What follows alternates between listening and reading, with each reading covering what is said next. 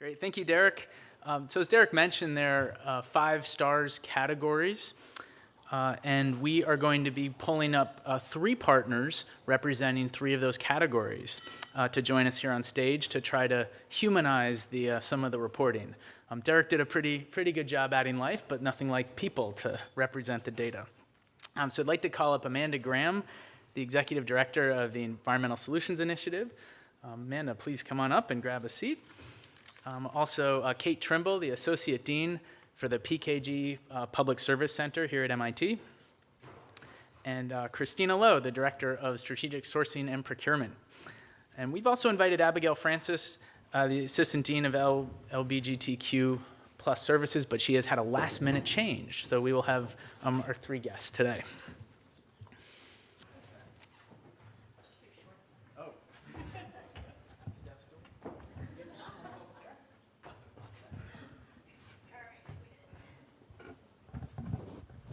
Wonderful. That's number 1. Move over? Does look a little strange, I guess. Okay, are we on number 1? Great. So wonderful, welcome. So Amanda, we brought you up here to represent academics. The academics, it's a really broad section. It includes both curriculum, formal education programs, as well as courses that address sustainability, as well as research activities on sustainability topics. So given your work with ESI, the Environmental Solutions Initiative, in 2 to 3 minutes, can you talk about how you're helping to infuse sustainability into the undergraduate curriculum so that students can be growing in this area? Thank you so much, and thanks for having me here. I'm happy to chat about this. It was delightful to participate in this process. It was long, laborious, but Derek and Brian really made it count. And so, on the education side of things, we at ESI, the Environmental Solutions Initiative, have been working to leverage everything that's going on campus, bring it together, add value to it, and we've done that sort of at 2 ends of the spectrum. One is in the form of the Environment and Sustainability minor that was mentioned earlier, and that really is for students who want to live, breathe, and eat in environment and sustainability, and we're delighted to offer that program and build it going forward. But it's just as important for achieving the goals of a program like STARS, that a program like STARS can measure, to go to where all the students are at. And so on the other end of the spectrum, we've received some foundation funding to support a project where we will be working with the instructors of the GIRs, the General Institute Requirements at MIT, so physics, chemistry, calculus, biology, to bring environment and sustainability and climate content into those classes. And so the idea is professors for the GIRs are always looking for problem sets, modules, examples that they can use to engage their students so that the content is better remembered, is better retained.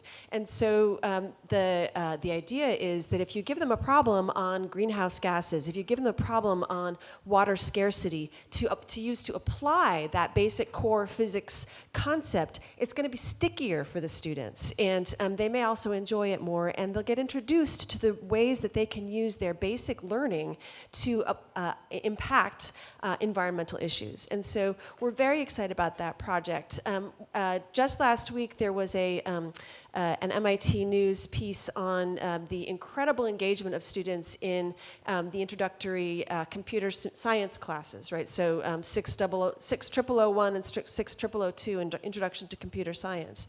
And those are classes that we're also being able to engage with the foundation resources that we've brought in. And I just wanted to quote one of the students in the article who says, one of the professors that's indicating that the students see that computer science isn't all about learning to build operating systems or compilers or about designing clever data structures. This field is really about learning to use computation to do things that matter. And that's where we come in, is enabling students in computer science to apply their development of algorithms, their development of apps to solving environmental problems. So thanks for having me say a couple of words about that. We're excited to move forward. Great, thank you, Amanda. So Kate, welcome. Hi. I feel a little like I'm on the dating game. Yeah, we had some more fun ideas, but we wanted to keep it, keep it proper here. So Kate, we asked you here as a representative of the engagement category. STARS looks at engagement as sort of the academics outside of the classroom. And classroom activities, outside of classroom activities such as campaign outreach, professional development for staff, community service. The thought is that service learning can sort of build compassion, it can build leadership, and develop all kinds of the skills that are necessary for sustainability. So what are some of the ways that PKG Center is trying to advance in this area? So I'm really excited to hear about what Amanda's doing, because one of the things that we're doing at the PKG Center is really thinking about how do we get students in our door by being more academically aligned, by speaking more directly to what they're learning in the classroom with those P sets that are more engaged, and then get them out into the real world and experiencing sort of how these issues play out, sustainability, climate change. So for those of you who work with MIT undergraduates in particular, you'll understand that they are consummate problem solvers. And the tougher the challenge, the better. And if it's not particularly challenging, they don't really want to play with you. One of the challenges that we have in working with MIT students is that they actually need to understand the problem before they attempt to solve it. And so one of the things that we've done this year is kind of rethink our spring break programming. So we've had alternative spring break programs in the past where students have gone down to DC and worked in homeless shelters or done kind of traditional direct service work in Greater Boston. This year we mixed it up a little bit, and with the Office of Sustainability, we created a spring break climate change experience for students. So we had 15 undergraduates who spent the week on campus in Greater Boston and had sort of a slew of opportunities to go out and really see how professionals in the field were responding to climate through their jobs and their expertise. So we had students go down to Newport to the U.S. Naval War College, where they did a sort of climate-related humanitarian response simulation. They went to the Blue Hill Observatory to learn about the meteorological work that's happening there. They went out, they put on Mustang suits and went out with the Coast Guard to look at the Boston Harbor Islands and the impact that climate change is happening there. And they did a really awesome tour of MIT's campus with Brian and the Sustainability Office to learn about what MIT is doing on climate as well. So we're really thinking about, I think similarly to the GIR program, what's the sort of gateway drug to get students kind of on a path to thinking about climate and thinking about the way that they might incorporate and really impact issues that they care deeply about, both while they're college students and later on when they're out in the world professionally. So. Great, thank you, Kate. Christina, welcome. Thank you. You are here representing the biggest STARS category, operations. There were 23 credits, and we will be quizzing you on each one of them. One of the key credits that I think you know the area well is purchasing. It's not only a key area of STARS, but it's also one we're working on starting to advance here on campus. So can you help everybody here understand a bit more about what are some of the sustainable procurement steps we're taking? Sure, happy to, and thanks for having me. And I'm excited to be sharing the opportunity to be among this lovely panel. So my team supports and manages many of the vendors that we have on campus, especially those that we called preferred or institutional vendors, those that are primarily commodities and goods in nature, but also services. But for the purposes of sort of the inflows that we're looking at and analyzing together with the Offices of Sustainability, the focus has really been on big major vendors where we might be able to leverage an opportunity to discuss ways that MIT and those vendors can work together to think about what we buy and why we buy it. So about a year and a half, 2 years ago now, we kicked off a project together and a partnership where the procurement department shared with Mitos purchasing data. And it was the first time we did that, and at first we were like, you want our what? And it's just kind of gone on a path of opportunity that we've never we've been passionate about and we've really wanted to achieve, and different Strategic sourcing analysts on my team, for example, have thought about these opportunities to do with, for example, computers, hardware, laptops, lab supplies of all kinds, office supplies, and thought about how we could reduce packaging, thought about how we could sort of influence behavior around storage and inventory. But the drive really came after this partnership was initiated, and I think much of it has to do with the Living Labs model. So today we're working closely with Professor John Fernandez and Professor Jeremy Gregory on really exciting projects together with their graduate students, where the true experts can help us look at our data and think about the opportunities, not just at the face value, let's say, but deeper along the supply chain.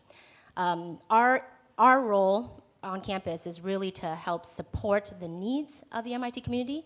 So when the MIT community says, I need this, our answer is, okay, we're gonna help you get it. But to change the framework, like Joy was talking about, from one of, let's get what we need, let's get it fast, to, is there another way we can think about what our true goals are? That might help and be the beginning of a conversation around changing and thinking about what and how we buy things. Wonderful. Thank you, Christina. We have our fourth panelist, Abigail Francis. Welcome. I'm going to slide over here. Abigail is the Assistant Dean of LGBTQ+ Services. And welcome. You made it. Great. Well, I will hand you this mic. This is mic number 2. So Abigail, great. Glad you could join us. You're here to represent planning and administration. This is a very broad category. And in the sustainability reporting world, this covers programs that support well-being, diversity, affordability. These are efforts to foster an inclusive and welcoming environment. So when we talk about sustainability, we know there are these important dimensions, the three-legged stool: economic, social, and environmental. On the social side, can you tell us a bit more about how your efforts are helping to build a more equitable and inclusive education environment here? Sure. Sorry for my delay, everyone. I like to make an entrance, so mission accomplished. So I do a lot of work with LGBTQ students, but also that trickles out into other aspects of social justice at MIT, including work with staff and faculty and alums and parents, so it's pretty broad. I brought a list of updates and kind of progress reports that I think really do impact our climate. So one from a while ago now has been that we have gender-affirming surgery covered by MIT health insurance benefits, which was a huge win at the time. We also are offering optional gender identity and sexual orientation and romantic orientation questions on both the undergrad and grad application process. So to say to incoming folks, even folks interested in learning more about MIT, we care about these issues. We want you to know these are aspects of your identity that we appreciate, that we want to know more about. That's not the case for staff and faculty. For employees, we don't ask that information, so it's also very hard to track. Are we recruiting? Are we retaining this part of the community, this population? So that is in the works. We hope that we will be able to ask that kind of question. We just did recently add disability status to employees as an optional question. Again, this is not required information. This is all, tell us more about yourself if you'd like to. We also have done a lot of work on name and gender change processes at MIT. So now students can go and just easily say to the registrar's office, this is my name and this is how I identify my gender. It's on a binary because we report that to the federal government, unfortunately. But that is major progress from the past. Students have had to have had surgeries to prove this information. They had to have somebody else attest to their gender identity, so this is a big step forward for them and how they identify. The same is true for their ability to, everyone actually is able to use an administrative name rather than their legal name on their MIT ID. This gives a lot more options to international students, to transgender students, so it's a more affirming practice. And the ability to change your Kerberos is a huge win, I think, for students. That was something that would out trans students in the past, and it was a big deal to make that change and to make it more easily accessible. And now we're just starting, as some of you may know, to offer a multi-stall all-gender restrooms pilot. So a lot of our trans students, folks with disabilities who have caretakers of an opposite gender, from a different gender from themselves, families, this is really important to have access to restrooms. It's so funny how often I have to talk about bathrooms in my job. But it's kind of an exciting pilot. It's one of the first in the state.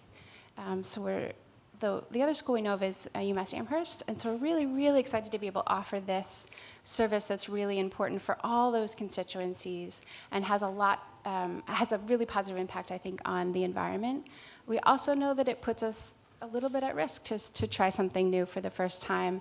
As you can imagine, bills across the US and laws have really focused on this issue and safety and fear. So we want to do this in a pilot sort of way. We're testing it out, we're seeing how it goes. Students are very used to this experience of having multi-stalled all-gender restrooms. It's no big deal for the most part, I would say. So it's kind of making sure everyone's on the same page and understanding the need for this. So some students have reported having to wait about 45 minutes to use the restroom from start to finish. That's way too long if you're in lab. Imagine how many times you use the restroom every day. So it's important for access, it's important for the health of our community. We're also working on more equitable fertility benefits, surrogacy benefits, increased paid parental leave. Those are things for employees that also trickle down to the grad student experience.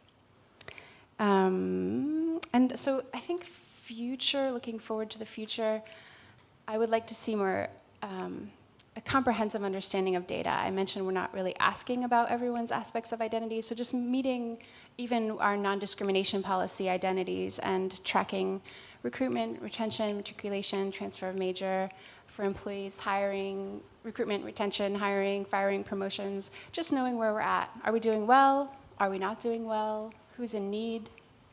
Of marginalized populations, are we doing a good job supporting folks and offering an equitable experience at the Institute? Great, thank you. So we'll have time for one question. I'll just put this out to anyone who'd like to speak. You have an audience here of fellow collaborators or potential collaborators. So how might folks in the room and others on campus engage with you over the next year to advance your efforts? And does anyone want to make a quick pitch? I might do a quick one. I actually didn't mention that along with many of you in this room, I'm also sitting on the Food and Sustainability Project Committee. I forget what. And there's been just amazing amounts of passion and excitement and interest in this committee. And I think we're going to be talking about it later today. But food is a subject matter that makes everybody very, very, very opinionated. And I think, all I want to really say is put on your what I like to eat hat, but also put on your how do we make, hard decisions that are still tasty, but sort of collectively make sense from a sustainability perspective. I think this is one where we'll really benefit from everybody's input, thinking together about where the opportunities lie around MIT's food culture. So I'm engaged in food really from a contracts perspective. I work closely with the Division of Student Life in contracting with our management companies that are serving food to students, staff, and faculty around campus. So again, it's sort of like what I talked about before around strategic buying and procuring. This time we're not buying directly, but we can seek to contractually influence or speak to the management companies about opportunities there. So I would love to make a pitch. We had an event back in February called Community Climate Conversations that we co-sponsored with the Office of Sustainability at the MIT Museum that brought together MIT students, staff, and faculty who were interested in or working on climate with community practitioners from the city of Boston, from local nonprofits, from the foundation community and the local scientific community to kind of get together and hang out.